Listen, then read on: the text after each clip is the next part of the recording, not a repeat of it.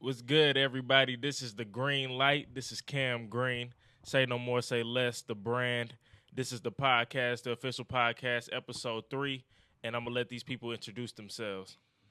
How you doing? Good morning. My name is Sydney Odom, and this morning we have a guest with us. Special guest with us. Go ahead and introduce yourself, sir. Oh, wow. I want to say greetings, and it's a pleasure to have these two young brothers to invite me out here to talk.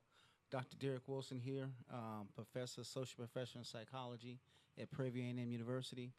And let's just say I'm in the field of black psychology. Yes, sir. So that's what my claim to fame is understanding and recognizing how psychology should be built around black folks in terms of liberating the mind. Absolutely. And so our topic today, since we have this special guest and Dr. Wilson, it's an honor and privilege.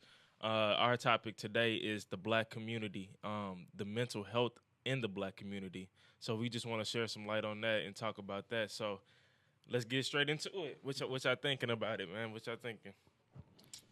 Well, I guess to say as far as our black community today in 2018, you'd have to kind of break it up into generations per se.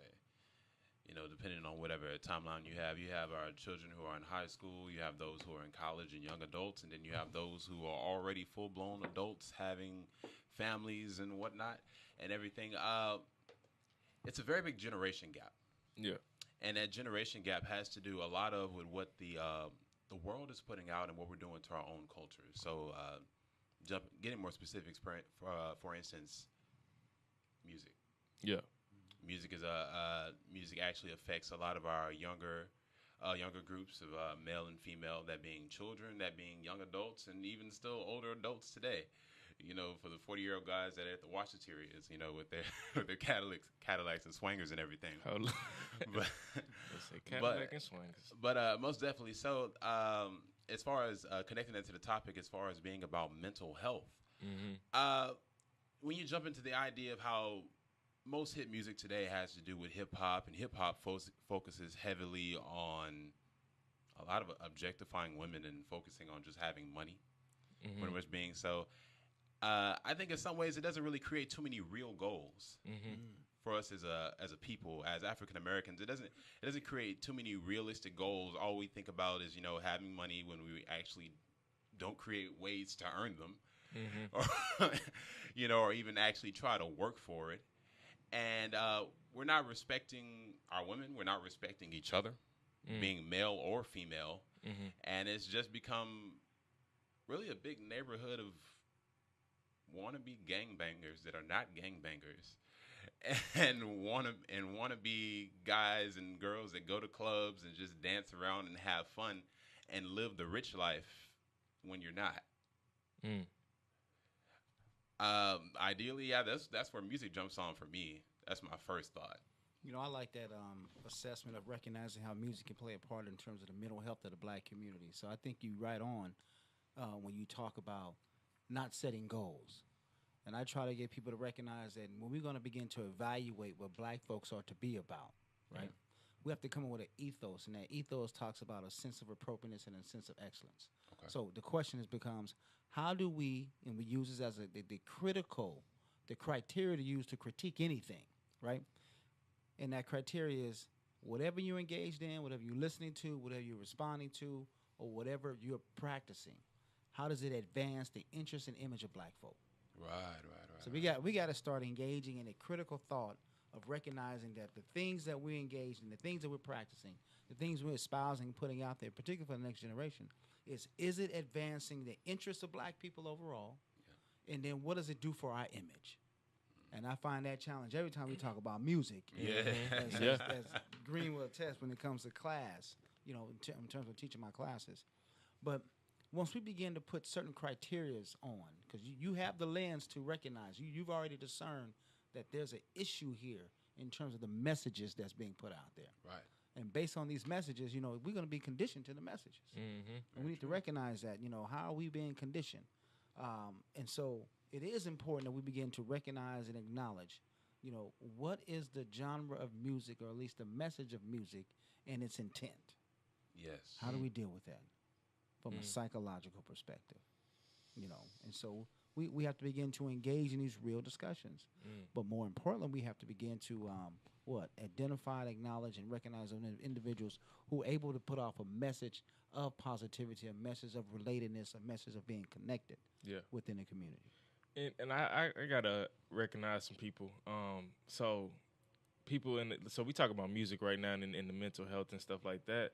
So there's people like Kendrick Lamar that had put out a project, to Pimp a Butterfly, Yeah. and it was so intricate. It was just so detailed, and it was so dope that he went conscious on a mainstream level, highlighting things that Black people need to know.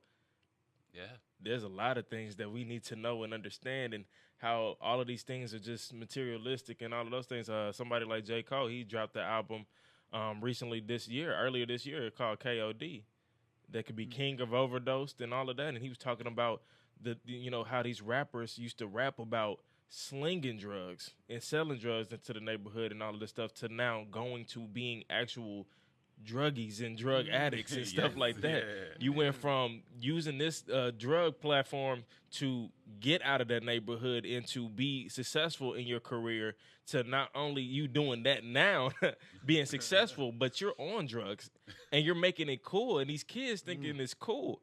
We just had a recent artist, Mac Miller, just overdosed in his apartment. Now, and he was creative, he was doing all of these things, but that's something that's tearing our communities down with the music and everything that they're saying and their messages, and that it doesn't have or contain any substance behind it. Yeah, this is what happens when we begin to adopt other people's cultural ethos, right? The European cultural ethos simply states that anything is permissible, everything goes. Now look how the transition as you just talked about, in terms of, we've been using this platform in terms of music, particularly rap music, to talk about the situations that we were in and how we had to survive. Now we've taken on, or at least we adopted, the cultural values of other people. And then now we begin to act like those other people. I guess I want to be clear with the world out there who's listening. When you adopt values that are alien and foreign to your own sense of self, your own values that was taught to you, you begin to operate in the alien sense of self. And when you begin to operate from that perspective, you begin to what? Accept everything that they say or do as being normal. Right. That's the norm. So now we begin to adjust our behavior according to what? An alien value system. Yeah. And so, you're right. The Black community was never about talking about what it meant to be so high of our own product that we just all of a sudden threaten to kill ourselves. Yeah. Unintentionally, but we're killing ourselves. So nobody else is doing it to us anymore. Exactly. Yeah. I think a big problem within that, of course, music being on the radio. It's in your ear every single day. Everywhere you go is music. And we love it, but we tend to focus on the wrong role models. Yeah. And being that, and focusing on the wrong people to follow after, just as you're saying, we're focusing on alien ideals that are causing us to recreate, honestly, the values that were set in place to begin with. I mean, I know somewhere down the line, Grandma taught you right. Big Mama taught you right. Yeah. But we end up changing those things because it's what we see every day, from music unto social media. It's the messages that are put in your head every day. Yeah. From the time you wake up to the time that you go to sleep, eventually it's going to start changing and warping your mind about how you think about things. Yeah. All the shootings and all the violence, all the drugs and everything. Yes, like you said, it becomes a norm. It becomes something that you crave. Right. Yeah. So from that, I think the main focus is what I was saying earlier, is that we need to create real goals by actually recognizing who the real role models are in our society. Yeah. Especially those being of the same skin color. A lot of it is focused on hip-hop and music, probably because they have some of the biggest platforms, of course. Yeah. They're on your phones, your TVs, and your radios. But, I mean, you have other role models that are out there that are actually trying to make a difference and actually trying to change the world for the better, and as well as for the community. And they don't get as much focus, especially from the younger generations. Yeah. So a lot of us are left out of the loop as far as what's going on with the world or what's going on with your own community or new laws that are being made, but yet you're confused at the end of the day. Yeah. Because we're only focused on one thing, and that is really a life that we are currently not living. That hip hop and the rap life that we see in the videos, but yet you're not focused on your own. Right, right. You know what's crazy? I think Nelly said it best in one of his songs. He say, "My grandmama hate it, but my little mama love it." Yeah. And bro, we follow trends. We do that as the black community. But one thing I wanted to highlight, that I think that we really miss in the black community is that we don't believe in mental health. We don't believe in seeking mental health. Or going to go see a therapist or going to go see somebody that has that aspect, because in our community it is believed that, oh, if you go see this person, that you're crazy. Right. You're crazy. Oh, I ain't got no problem with me. I just need Jesus. Like, okay, cool. If that's what you think, Yeah, that, yeah. you know, that's cool, because that's our black community believes that. But I mean, hey, if you believe in God, you know, you have your preference or whatever, and you have your beliefs. If you believe in God, don't you think God put, you know, other people in your life to help you out? So you have doctors. When you have health issues physically, you go to a doctor. You have something wrong with your mouth, you go to a dentist. So when something's wrong with your mental state, you feel like, oh, I don't need anybody to help me in that aspect. Right. Right. That I have, I'm using this as a coping mechanism. I'm using this as an excuse to not go. And so our community does that job with pretty much, you know, putting a stereotype on going to see, you know, therapists and psychiatrists and things like that, because they don't want to be labeled crazy. And our community definitely will say something about it as well. Yeah, there's a couple of good projects that I've seen that are out there, and these were resources that were shared to me. But the young brother who's on that show, Sugar, he has a couple of, I want to say, PSAs that are out there on YouTube. Um, Respectfully well done. One is called "What the F is Mental Health." Don't let the name fool you. When you watched it, I actually watched a little video, short clip of it. It's really speaking about the fact that young people are struggling, young people need help, and they're targeted towards the black community. Yeah. And we need to be able to share that information with other folks. Let's talk about this contradiction piece. See, this is what I mean by sometimes a contradiction. We adopt other people's values. We adapt their behaviors. We adapt the way they see the world in some respects. But one thing we claim that we don't do is we claim that we're not crazy, right? Yeah. But you must be crazy out of your mind if you're adopting somebody else's way of being and claiming that you're not. From the very beginning, From the very beginning. So we need to understand that. I had participated in a research project, though, in the state of California. And, of course, the statement is, we ain't crazy, just surviving in a crazy system. That's part of the challenges that we have. We're trying to survive in a crazy system, and therefore we don't want to take on all the so-called negative images, or if not the connotations of what it means to be so-called crazy.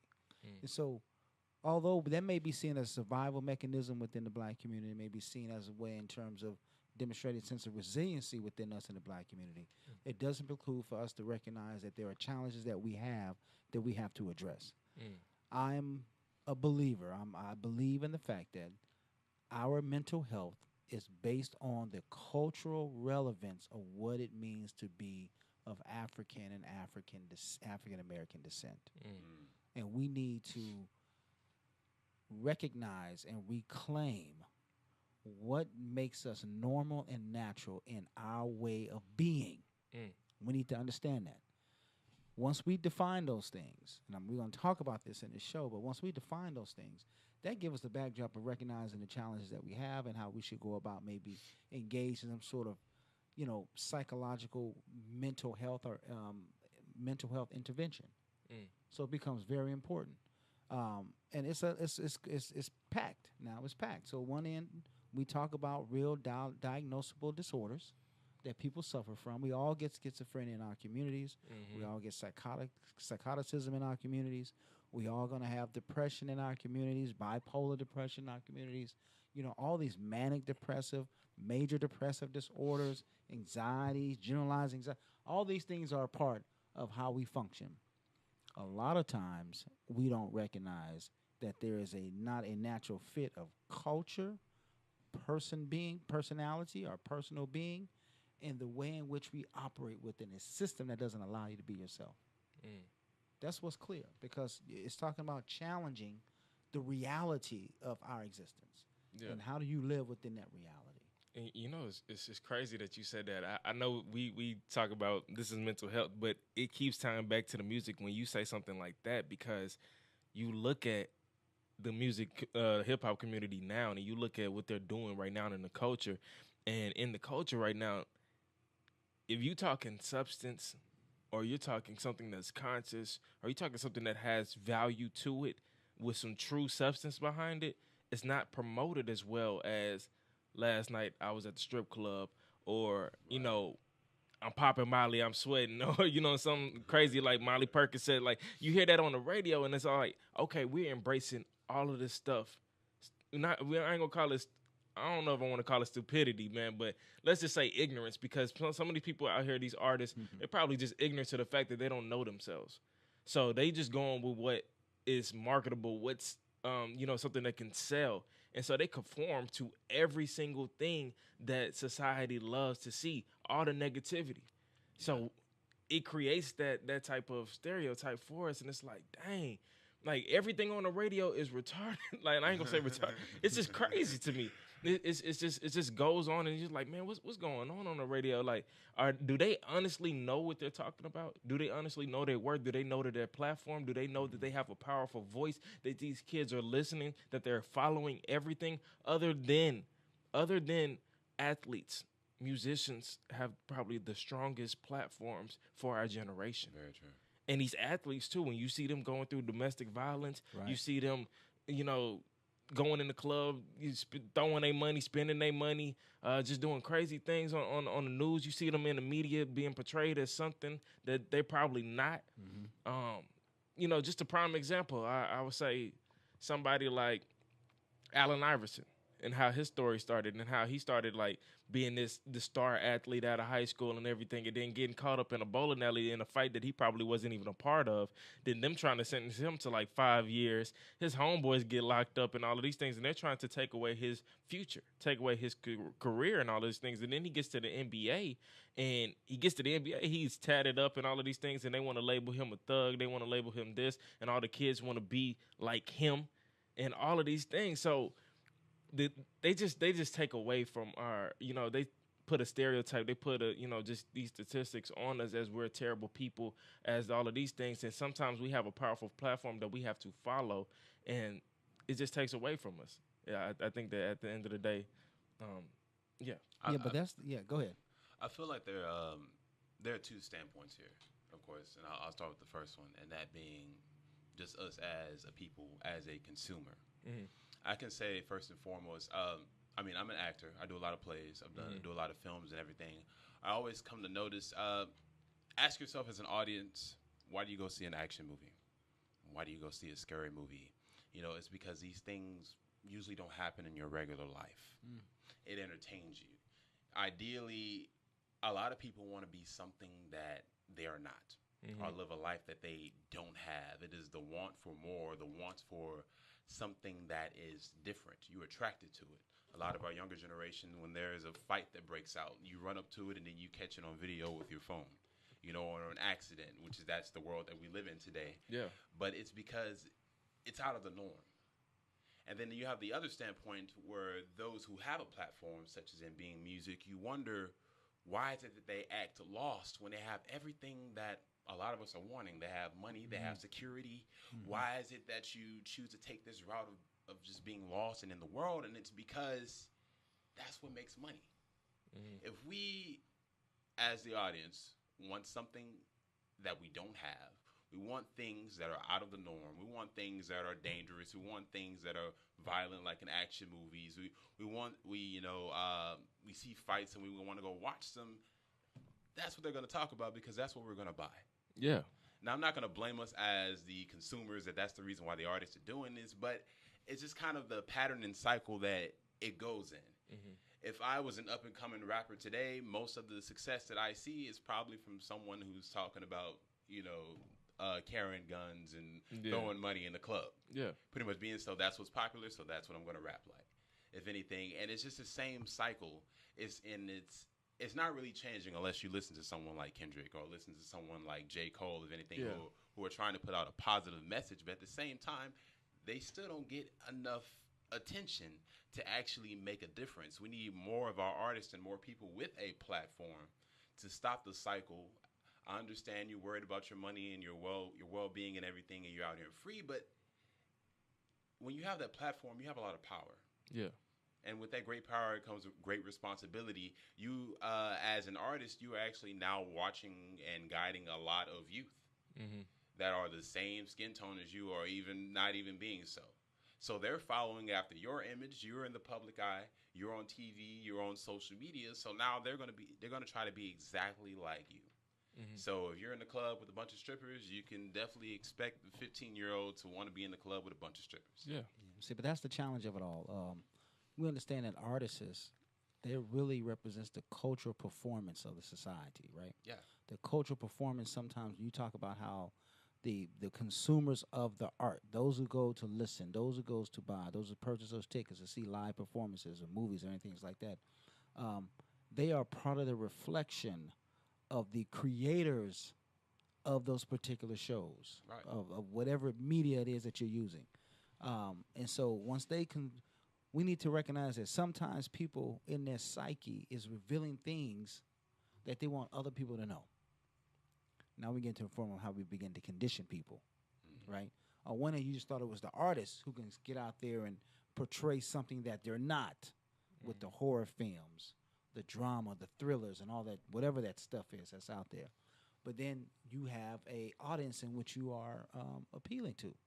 So the audience begins to what? Take on some of these messages and images and believing as if, oh, whatever they're saying must be real. It must be reality. Yeah. And we begin to adopt some of the things we see on television and the movies, or even, like you said, you're an actor, so even on stage. The question I'm always trying to ask is, whose psyche is it really representing, right? And then why is it so gravitating to individuals who sit back and say, oh, we got to see the horror. We have to see all the wretchedness that's going on that's out there, right?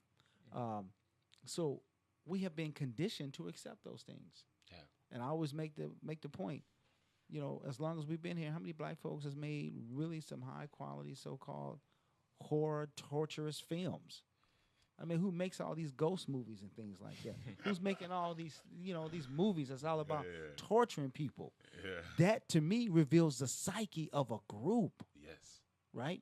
Because we're not making the horror films chopping people up, scaring them at night. Yeah, we're not. It and then the Nun. Now we done taken religious figures and made him what? Horror figures. We got the Nun. I never seen a nun go crazy, but now we got one, right? Yeah, so we got one. these horror films. We got the It, and we got all these films.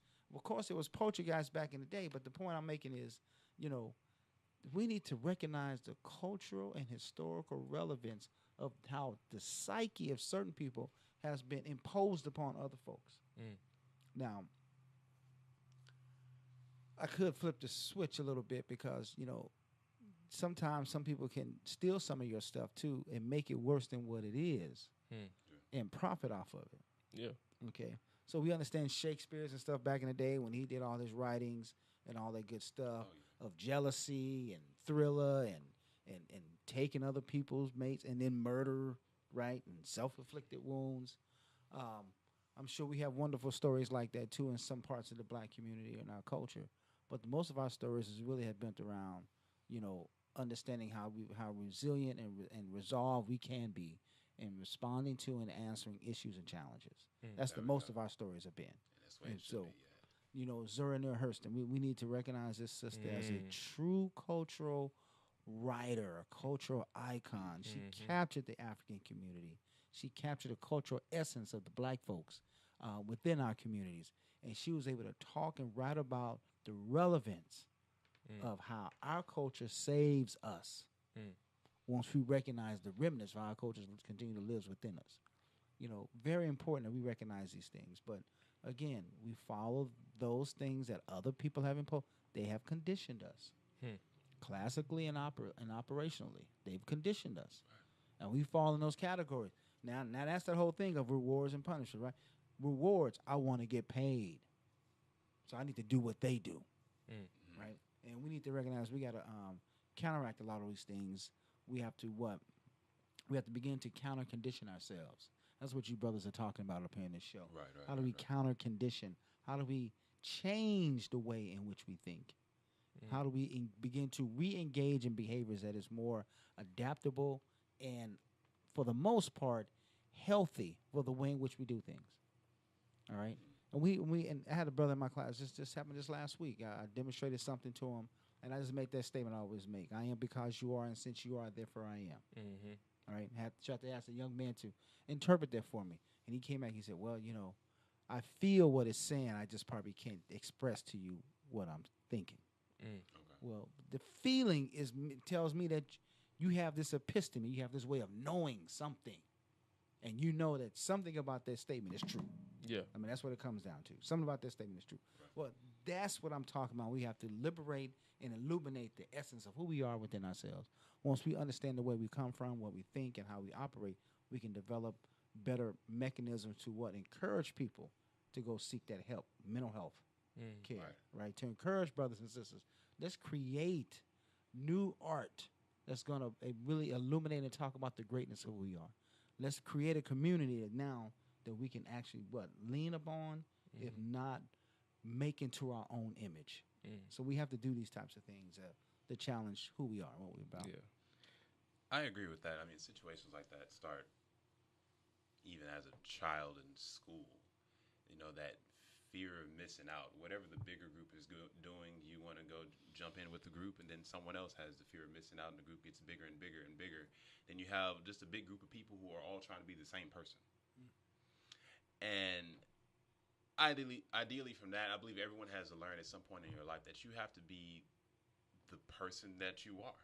Honestly, so whatever your personality is, whatever the things are that you like, or the music that you're into, or the movies that you like to watch, it's not one certain thing makes you black. And I feel like I have to say that for a lot of people, because a lot of us try to define specifically what being black is, besides, I guess, the culture that you were raised with as far as our old leaders, and then the skin color itself, if anything. But hip-hop does not define black. R&B does not define black. Country music doesn't define black. And watching romantic comedies, for whatever, doesn't define black. It's not one specific thing. It's the person that you are and how you carry that. So, yeah, I mean, I keep bouncing off the same thing. A lot of us are just trying to be people that we are not. So, say, for instance, if I'm little Tommy and I'm 12 years old, and for some reason I like to listen to country music, if Luke and John are down the street and saying country music is lame, I'm probably going to drop country music and I'm going to start listening to, whatever they're listening to. Yeah. And then eventually, like I said, you're working on becoming the same person. And that's back in the beginning where I was saying we don't have any real goals because we don't set any independently for ourselves. Right. And that's something that we have to start early on, even being with the children. And, in the younger generations, that's something that you have to instill into your own child's mind or into your younger sibling's mind, that to always remember who you are. And yes, that's a hard thing to figure out, of course, when you're growing up, trying to figure out what interests you and what you like and what you don't like, or the person that you want to be, what you want to be when you grow up. You get it? But I think what a lot of people may lack is possibly breaks from today's social media or breaks from today's TV, and it needs to be more family. It needs to be more, sitting at dinner tables with your family and sitting around in a circle and eating doesn't really happen as much anymore. At least I know for a lot of people. Yeah. You have, of course, family members that are not there or haven't been in your life. Right. Of course, that being father figure or that being a mother figure, or anyone there even to support you. You can have the entire family there and still no one is there to help you out. Right. Honestly, it can happen that way as well. And then I think as far as creating solutions now at this point, I think family is a big role that comes into that, because that is what is supposed to help define you as a person when you're growing up, is the influences that your family helps put on you, those values of love. Because those are supposed to be the people that care about you the most. Yeah. But a lot of us have confused people that we watch on YouTube or on TV as the people that care about us. Yeah. And we look to them instead of looking to your mother, your father, or your brother, or your sister. Yeah. And another thing, man, you speaking about family, and going tied back into the mental health in the black community, family can be a hindrance towards your mental health. Cause you know one of the number one rules in the black community or in the black home. What happens in this house stays in this house. Yeah. When you go over there to Big Mama house, don't you tell her what happened. Don't you tell her what Ray Ray did. Don't you say nothing. When they ask you, hey, how y'all doing? Or hey, how you mama? We all right. We doing good. We she good. Yeah. Oh, she good for real? Like, what you doing? What you up to? Oh, where your brother at? Man, he just chilling. So we take in these things, and it really holds us back. In our homes and stuff like that, we don't tell people the things that need to be told. We don't say the things. We don't open up about those things. When we are going through a tough time, when people be like, well, hey, how are you? We say good, but deep down inside, we need help. We're struggling. There was something that I was reading the other day that talked about social media, and it's talked about the excessiveness of taking selfies. And selfies really types into your psyche. Being on social media and taking all them pictures and you reversing in all them selfies and stuff, that's a sign of insecurity.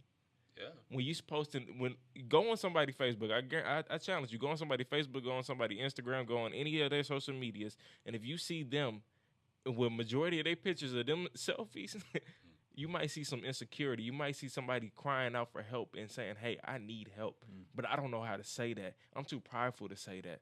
I'm struggling with this because the black community, my home, has taught me, hey, whatever happens over here, don't tell nobody these things. Right.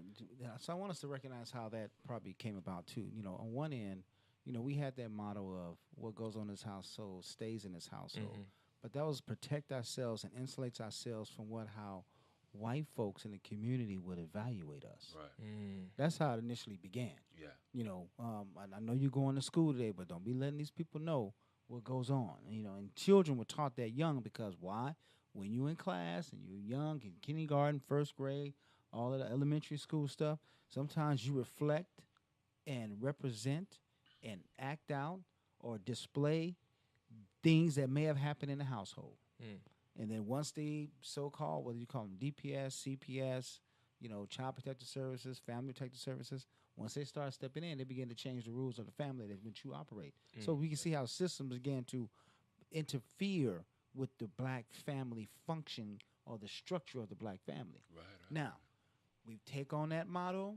You can't do nothing to my child. It's about me and my kid. It's what happens in my household. That wasn't the black community's value system. The black community's value system was that everybody in the community was looking out for the welfare of everybody else. Takes a village. Yeah. Right? So that village was definitely in full operation. Yeah. But then, as you say, the distortion came along. Generations began to change, right? Big mamas say this, and young mamas like, oh, I can't follow that anymore. So we begin to adopt other people's ways of being, and then we take it to the hilt, to the meaning that we begin to apply those things to ourselves now. As you just talked about, when you go to Big Mama's house, don't say nothing that happened in our household last night. Yeah. We are fine. Yeah. Because, she don't want to hear Big Mama talking. Because, but that's what mamas do. They have a way of getting on you. If you're the direct child and you're the one that is responsible, that's what big mamas do. And sometimes we don't want to hear from them what we're doing or not doing for the betterment of our children, to develop the well-being in our kids. Yeah. And so we have to understand sometimes the challenges that are placed before us, they come from something. And once we recognize that which it had began to create this different way of being, we got to attack that. There are traditional family ways of functioning. You talked about the dinner, sitting at the dinner table, people doing things together, the family doing things together. But we also got to make it where it's communal family doing things together. So it's not just about the individual family. I'm pretty sure everybody has a story that they can tell that they found wholeness and security in someone who was connected to the family but was not with family all the time. In other words, it was that person who made you feel safe and comforted. It was that person that made you feel that you can express yourself. Mm-hmm. We all have that, Yeah. whether it's through extended family or it's just through somebody in the community. Yeah. But we all have that. And we have to value that again, right? Yeah. But we have to expose our children to a variety of individuals who may be out there, but hopefully those individuals are positive in terms of for our children to either be around, be exposed to, or what have you. Because the answers are in our communities, fellas. I'm telling you, the answers is not out there in the space. Mm. They're actually within our communities. There's ways in which we functioned before that helped us get through these issues of how do we survive oppression for so long if we didn't have things that insulated us to deal with these issues of oppression. Right. The answers are there. Mm. But we have to go back and reflect and reclaim to recognize that which is authentic, that which is real, and that which makes us us. So when you talk about being yourself, I always like to say you are always as African as you are. Yeah. I'm not defining that for you in particular characteristics or particular ways of functioning. You are as African as you are. So therefore, what does that mean? I can be me to my fullest extent. There you go. I can be me. So there's no one way to be African. There's no one way to be black. There's no one way to be a man. There's no one way to be a woman. But we are who we are, and we need to understand that and reclaim that. The issue I just want to emphasize is we got to reclaim things that are originated from us, that are authentic, comes from the geniuses of black folk. Yeah, absolutely. Even jumping from that, going deeper in, it's not even just specific things that are focused on maybe racially or with one specific group. Technology, for instance. I think there is a big focal point of being able to look at the world around you. But I'm pretty sure on my way here, Cameron was driving. I was on my phone the entire way here. And I was on Instagram, on Facebook, looking at other people's selfies or looking at anything that's within the hip-hop or music culture. But I believe there's a great strength of just being able to look around you and see what's going on in your surroundings. And so that you can actually take in the world that you live in and figure out how to apply the person that you are to it in order to be successful. Instead of focusing on what's just on your phone right there. Now, I'm not saying everyone should throw away their phone, but I'm saying more so put it down every so often. Young man, you got me thinking about. I don't even know how we survived. Yeah. Before the advent of these cell phones, internet, this new age technology, I really look back and say, how did we even get through from day to day? Yeah. How do we remember to go from point A to point B? How did we even stay connected with people? I find it interesting that while we have this new age of technology where we should be more connected with folks, we actually are more disconnected Very true. to the people that we claim to know, or the people who are in our circles. I find it interesting that, I was just talking to my class about this yesterday, the last 2 days in courses. They told me that they don't believe in talking on the phone. It's about text messaging. Yeah, you meet somebody out, they just text me, and they got their little rules of the game, out there. You give me about 3 or 4. You can't text me too soon. You can't just get my number and text me in 5 minutes. That's a violation of a rule. As a matter of fact, you want to wait 3 days. Wait till tomorrow for the text. And if you ask too many questions, then that's enough. Yeah. Right? So I said, y'all don't get on the phone and talk. Talk. That's what we text for. We text to filter people out. It's like, wow. So y'all don't know how to communicate with each other. It's hilarious. But I do trip off the fact you talk about technology. And how we survived back. Apparently, we must have been some geniuses back in the day. I guess so. I mean, because right now, all you got to do is just buy something and let the device guide you along in life. That device is guiding your life, right? But so I imagine, like, wow, before we have, call somebody up. You tell them this is when the function is going to be there. This is the place. I'll see you there at a certain time. I don't remember us going looking at no maps. Yeah. I don't remember us calling up some hotline talking about, hey, can you tell me how to get from this point A to point B? I don't remember. Oh, somehow we knew where to go, And how to get there, and how to be there on time. and everybody showed up. Mm. Nobody was on no group meet, touch chat. What is this stuff y'all got going on? He said This touch chat, touch, whatever this stuff. Well, y'all see about Trademark y'all that, touch following chat. everybody's move. You Oh, following man. people's move. Always, oh, there they go. They 5 minutes away. Oh, they here right now. Okay, it's like, wow, we've been talking along the way. Yeah. Okay, that does seem like a sense of being connected. But then when you get there, we don't know how to communicate with each other. Absolutely. That's So true. it's You know- interesting. So I just find it interesting. This new age, you guys are more of a lost. Y'all more lost than you think. Yeah. Yeah, we're not building real connections with people. Yeah.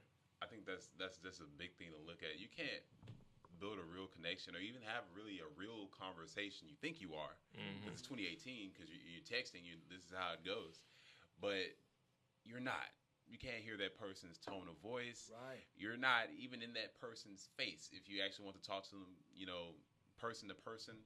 As far as getting places, half the people can't get to the corner store without using a GPS. Right. You get what I'm saying? So you can't function in life like people used to. I think the same thing every time I pick up my phone. How did they do it? Yeah. I know my grandmother didn't have one. Yeah. How in the world did she survive life and get to where she is right now? How did she get to work? How Read. did she read? Being able to read and follow directions. Yeah. And that's a big problem with today. And I think even though technology is there to supposedly make us smarter, I believe it's actually hindering our learning and how to apply actual skills to the world. Social skills. Yeah. Yeah, social skills or even common sense. Yeah. You lack common sense and you trust Siri with it. You know? So, Man, it's lazy nowadays because you got Siri on the phone, man, and you just say what's up to Siri, and something that you could have picked up your phone and did and looked at, Siri already answered it for you, and this is like, wow, okay, you could have did that a long time ago. But another thing, tying back into this piece right now, text messaging, I feel like it's a disconnect. Majorly because you don't understand the mood of somebody's texting. You might can perceive it in the wrong way. Like I could text you this and you feel offended, but I didn't mean that at all about what you thought. Maybe if we was on the phone, you could hear the tone of my voice and all of these things, but based off of how I text you, you depicted as something negative or that I'm coming at you wrong, and it might not even been the thing. yeah.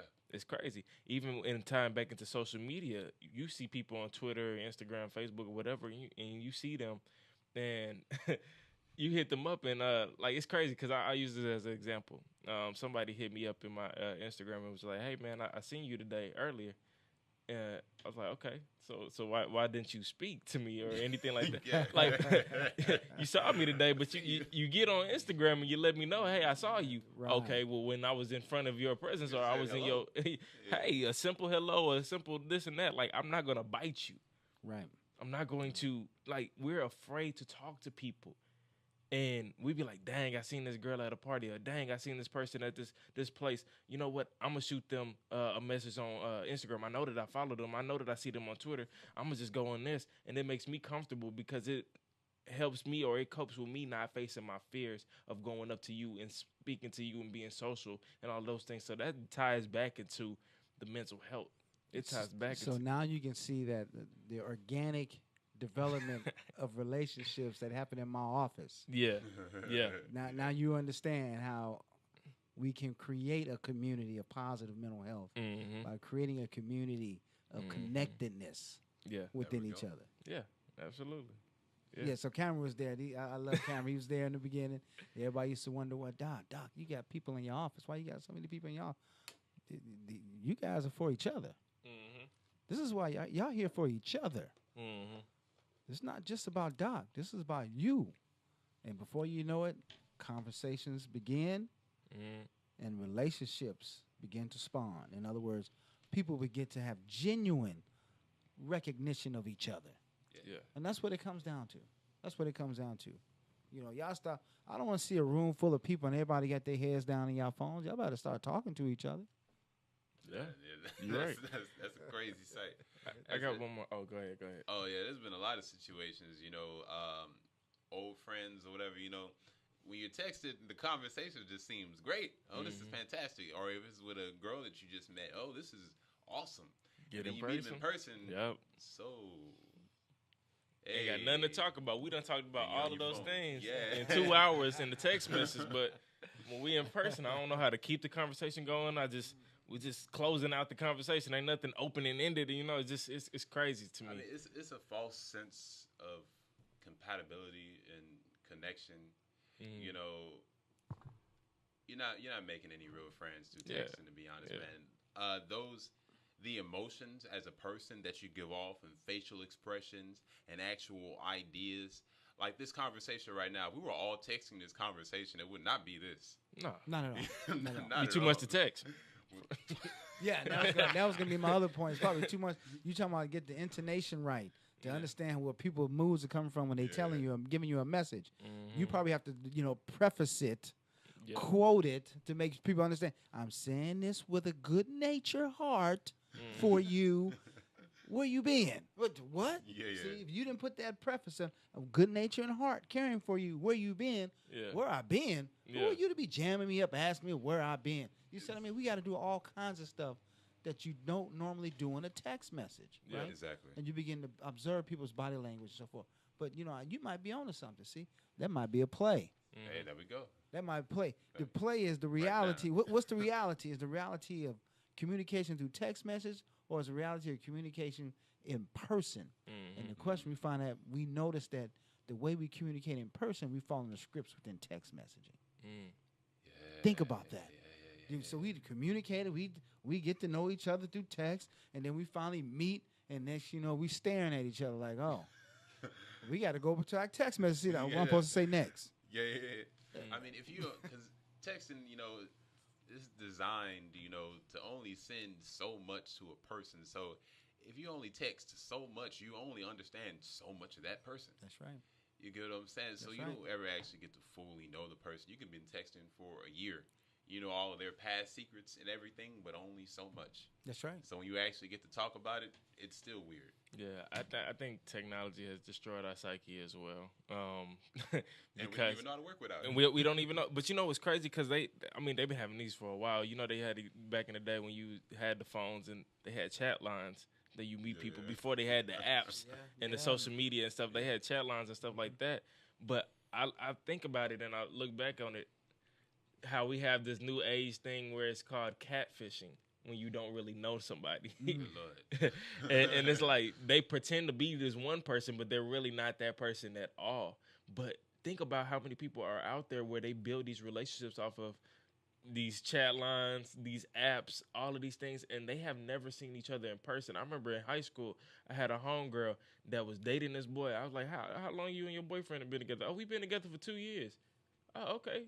You got a picture with him? Nah, but I can show you some pictures. Why you don't got a picture with him? Well, I met him on the chat line, and I never really met him.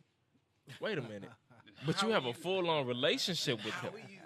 Like, wait a minute. Hold on. So I'm like, you psychologically, something made you comfortable enough to where you maintained a relationship. You were faithful to this person. You're claiming you have a relationship. Claiming you have one. And you never met this person. So what is that saying to our psyche? Like, wow, we are really that vulnerable. We are really just that gullible to where we are convinced that we can maintain a full-on relationship with someone we never met.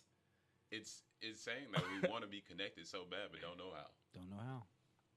Yeah, we don't know. The mental health in the black community, y'all. There you go. In a nutshell, man. I had one more question, and we can close it out.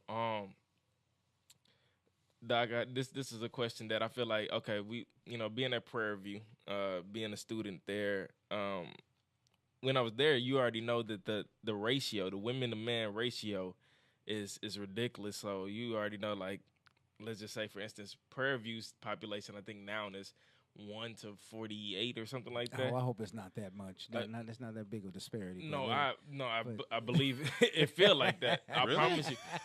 It's like for every one guy, there's 48 women. And so being in the psych department, it's Doc probably would have 40, maybe 60 people students in his classroom, and it might be like 5 to 7, maybe 10 if you're lucky, in his classroom of males, black males. The rest is just women.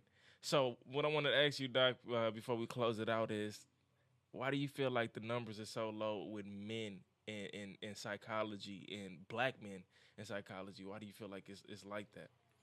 Um, well, I just think that first of all, we got to get these young brothers in and through school. I mean, that's the first thing that's very important that needs to happen.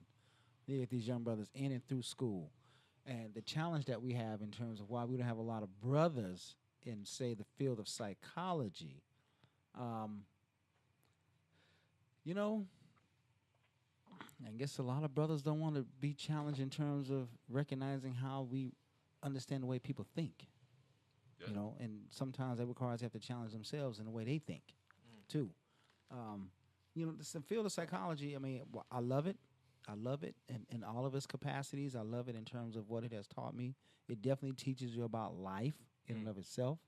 It requires you to be in tune with individuals, be in tune with who you are, and being in tune in terms of recognizing how, you know, from a consciousness, what we should be about. So psychology does all those things to you. Young men needs to be challenged in terms of the way they think. Mm. And a lot of times I don't think these brothers want to be challenged in the way they think. I definitely agree with that. A lot of us are raised from young children to be strong with quotations on that for sure. And in being strong, you know, a lot of us are conditioned and toughened up, you know, to basically be me against the world and feel as though that no one can really help us. We can only help ourselves. So therefore, we just try to fend for ourselves like no one is there. Yet you have all these people around you and you never ask for help. And I feel like that's a big reason why a lot of people don't go into psychology is because a lot of black men don't feel like asking for help. Well, what psychology is going to make you do is going to challenge you and open you up to recognize You're afraid of that the challenge. pitfalls, the where you fall short. You know, it makes you challenge and recognize the fact that there are things that you have to work on. It exposes all of that to you. But men, I need young brothers to get into the field of psychology, to get into the mental health field overall, because a lot of brothers need help that are out there. Very true. A lot of brothers need help that are out there. Look here, this community is made up of only two species, male and female, and we got to find a ways to bring these two species together. But we can't protect our women if our men are not healthy, and vice versa. Women can't continue to support us if they're not healthy. But we got to find a way to support both ends of the spectrum, both ends in terms of who we are and what we're about, so we can encourage people that, look here, help is out there, help is for you. But we also need more black males in the field, because I know in all the years that I've been in this field, when I give young brothers opportunity to talk, to express themselves, and be who they think they need to be, that's when they begin to find a new sense of self. Yeah. I've seen it. I experience it all the time.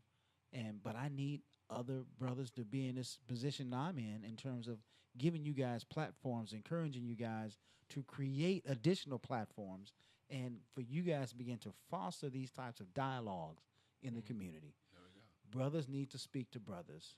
Brothers need to be real with brothers, and brothers need to be able to assist and help other brothers out. So that's just part of what we need to do within the black community and our mental health. Hey, and as a result of those few men that are in the psychology field, say no more. You see me. You see. You see it, man. Hey, graduated, bachelor's in psychology, going on to do some more things, getting my master's in psychology. I think we need help, man. We definitely need that help. Real quick, man, we're going to go and give us a 20 to 30-second spiel on how people can follow you and anything that you want to let these people know. We'll start with Sid Said So. And, all right, again, my name is Sidney Odom. He calls me Sid Said So because I do have a YouTube that's Sid Said So with an H. H not for Houston. It's because somebody already had the name. Yeah, you say that every time. Also, you can follow me on Instagram, The Sidney Odom. Again, The Sidney Odom, SIDNEY ODOM. A black actor. Most definitely, I am an actor here in Houston, Texas. I have a couple of films, a couple of plays I've done. Honestly, you can just Google me. Yeah, man. And it'll pop up. Yeah. So, there you go. As far as my little quick spiel, know yourself, and everyone else around you will too. Be confident in who you are. Yeah. And I'll pass that on. What you got, Doc? Right on, right on. Well, I don't have all these little gadgets that you guys got going on. Follow me, Instagram, all that good stuff. But you can definitely catch me at Prairie A&M University, associate faculty member up there in the psychology department. You look me up. My email is out there. You might find some articles out there that I've written as well, all on positive mental health in the Black community. Talking about this concept of Ubuntu, that I'm human through other people's existence. Ubuntu. Once we begin to talk about understanding what Ubuntu is about, then we begin to define what mental health is for us. Yes, For sir. me, the definition of mental health is understanding our connectedness, being able to demonstrate our competencies, and to engage and at least demonstrate the understanding of consciousness. Once you get those three factors in place, you begin to develop a spiritual awakening, a spiritual awareness of who you are, which definitely overall impacts our mental health. So with that being said, I just really want to appreciate you, two young brothers in here, allow me this platform to come in and share and express some of the things I feel that are important. I'm definitely proud of you, Cameron, in terms of you doing what you do. Yeah. So it was good to see this development in you, but more important, it's good to see that you saw it for yourself and you took measures and steps to say, this is what I want to do, and therefore I'm going to make this happen. I need more young brothers to be like this. Definitely. Be like you. Yes, sir. Yes, sir. Thank you. I say. Thank you for I being say. here, Man, and you already know who it is. It's Cam Green, the green light. Say no more, say less. You already can follow me on at Instagram, Twitter, Cam Green, KAM, green like the color, SNM, which stands for Say No More. We thank y'all. It's been a blessing. If you like this, comment below and let us know what you think. We out, man. Thank you for this opportunity, Dr. Wilson. Thank you, Sid Says So. All right. Prairie View A&M University. Texas Southern. Okay, whatever. The Association of Black Psychologists and Black people all around the world, man. We love you. And we out. Say no more, say less.